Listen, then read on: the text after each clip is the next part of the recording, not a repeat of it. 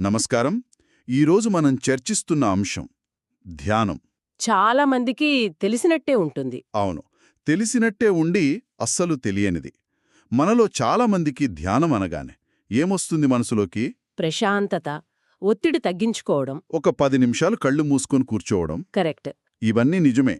కానీ ఈ మధ్య మనం చదివిన ఒక రచన ఉంది గదా, Vipassana and the architecture of insight అని. అవును.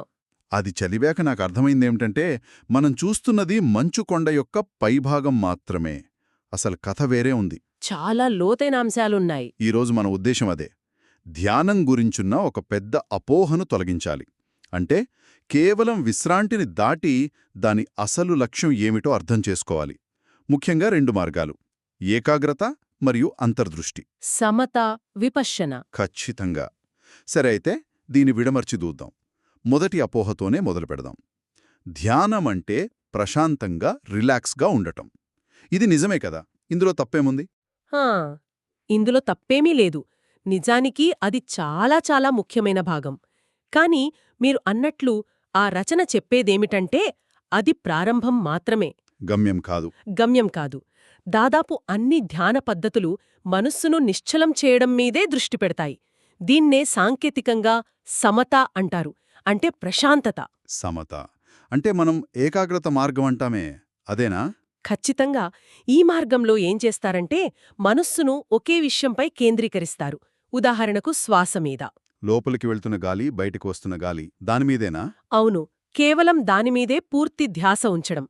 లేదా ఒక మంత్రాన్ని మనస్సులో నిరంతరం జపిస్తూ ఉండటం. ఇలా చేయడం వల్ల ఏమవుతుందంటే మన మనస్సు ఒక గుర్రం లాంటిది కదా, 100 దిక్కులకు పరిగెడుతూ ఉంటుంది. అవును. దానికి ఒకే చోట కళ్ళం వేసినట్టవుతుంది. నెమ్మలిగా దాని వేగం తగ్గి ఒకచోట నిలబడుతుంది.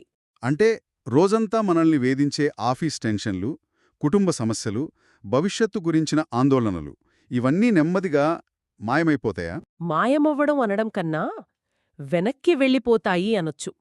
మసకబారి మనస్సు ఒక అద్భుతమైన ప్రశాంత స్థితికి చేరుకుంటుంది. ఈ ఏకాగ్రతను ఇంకా తీవ్రంగా ఒక ఉన్నత స్థాయిలో సాధన చేస్తే ఆ రచనలో చెప్పినట్లుగా ఝానా అనే ఒక స్థితికి చేరుకుంటారు. ఝానా అదొక ప్రత్యేకమైన పదమే? అవును, ఇది కూడా పాలీ పదమే. దీన్ని మాటల్లో వర్ణించడం కొంచెం కష్టం. ఒక రకమైన పారవశ్యంతో కూడిన ప్రశాంతతో అనుకోవచ్చు. అంటే ఒక లోతైన ఆనందం లాంటిదా? సరిగ్గా అదే. మన సాధారణ జీవితంలో మనం ఎప్పుడూ అనుభవించలేని ఒక లోతైన, నిశ్చలమైన ఆనందం.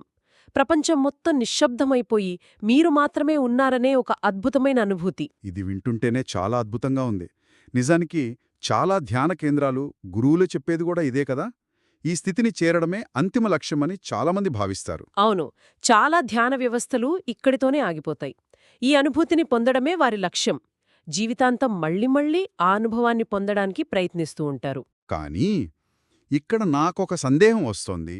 ఇది వింటుంటే బాగుంది, కానీ ఇది ఒక రకమైన పలాయనవాదంలా అనిపించడం లేదా? అంటే మనం నిజ జీవితంలోని సమస్యలను ఎదుర్కోకుండా, వాటి నుండి పారిపోయి ఒక సురక్షితమైన, ఆనందకరమైన బుడగలో కాసేపు దాక్కోవటం లాంటిది కాదా? చాలా మంచి ప్రశ్న అడిగారు. నిజానికి ఆ రచన కూడా ఇదే విషయాన్ని ప్రస్తావిస్తుంది. మీరు చెప్పిందాంట్లో నిజం ఉంది. దీనికొక పెద్ద పరిమితి ఉంది. ఈ ప్రశాంతత, ఈ పారవస్యం ఇవన్నీ తాత్కాలికం. తాత్కాలికమా? అవును. మీరు ధ్యానంలో ఉన్నంతసేపు, ఆ స్థితిలో ఉన్నంతసేపు అంత అద్భుతంగా ఉంటుంది. కాని కళ్ళు తెరిచి మళ్ళీ మీ రోజువారీ జీవితంలోకి అడుగు పెట్టగానే ఏమవుతుంది? మళ్ళీ మామూలే.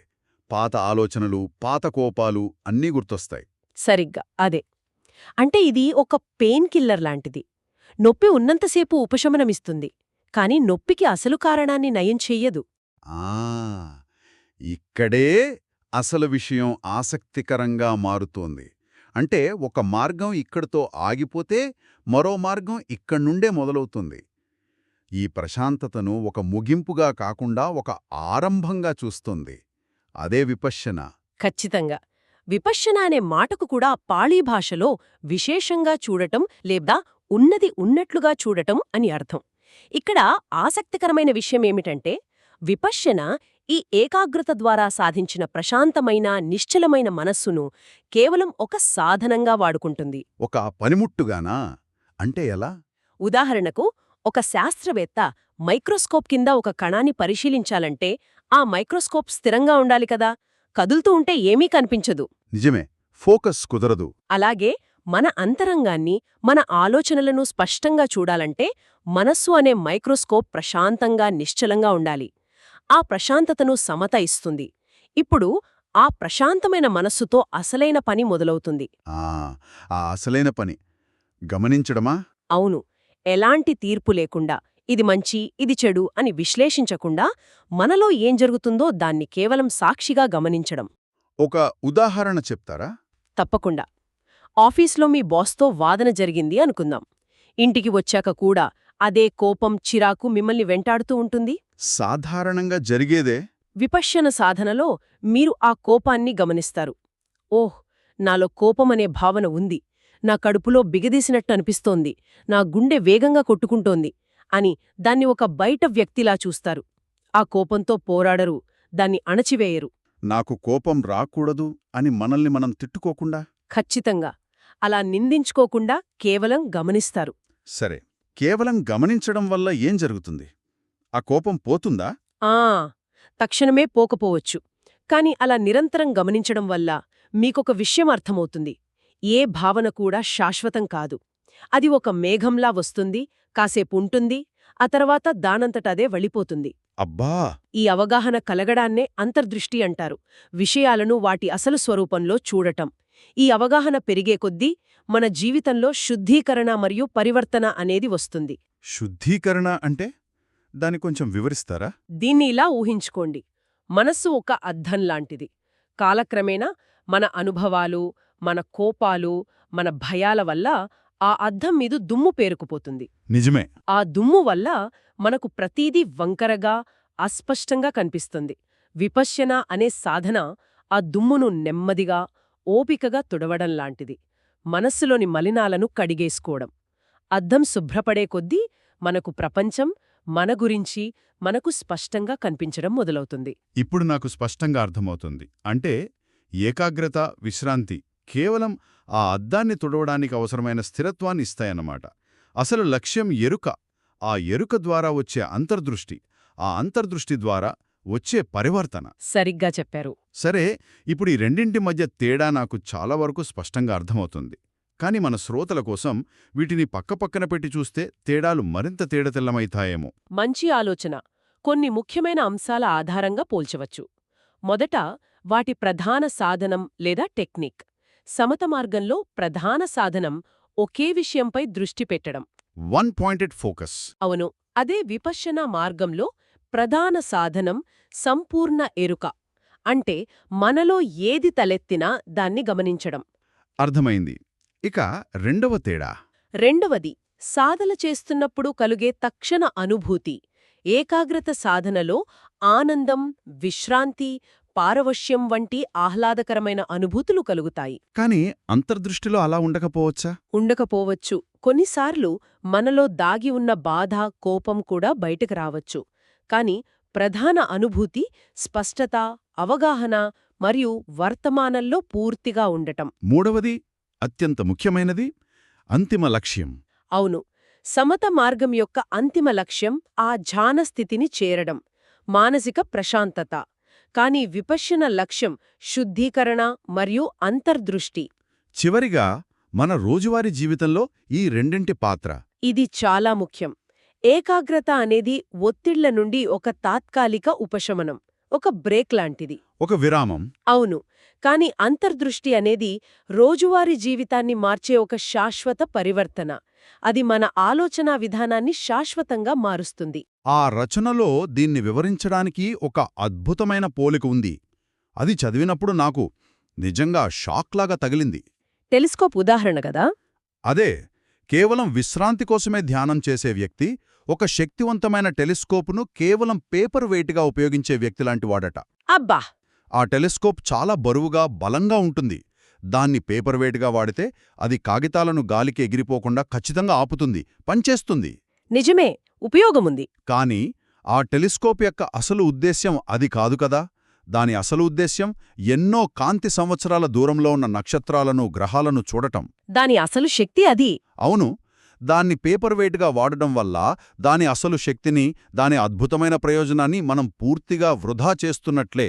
అమ్మో, ఈ ఆలోచనే నన్ను చాలా ఆశ్చర్యపరిచింది. సరిగ్గా చెప్పారు. ఆ పోలిక ఈ వ్యత్యాసాన్ని చాలా స్పష్టంగా వివరిస్తుంది. విశ్రాంతి, ప్రశాంతత అనేవి ఆ పేపర్ వెయిట్ లాంటివి. అవి ఉపయోగకరమనవే, జీవితంలోని తుఫానులో కాసేకు మనల్ని నిలబెట్టగలవు. కానీ అసలు ఈ శక్తి వేరే ఉంది.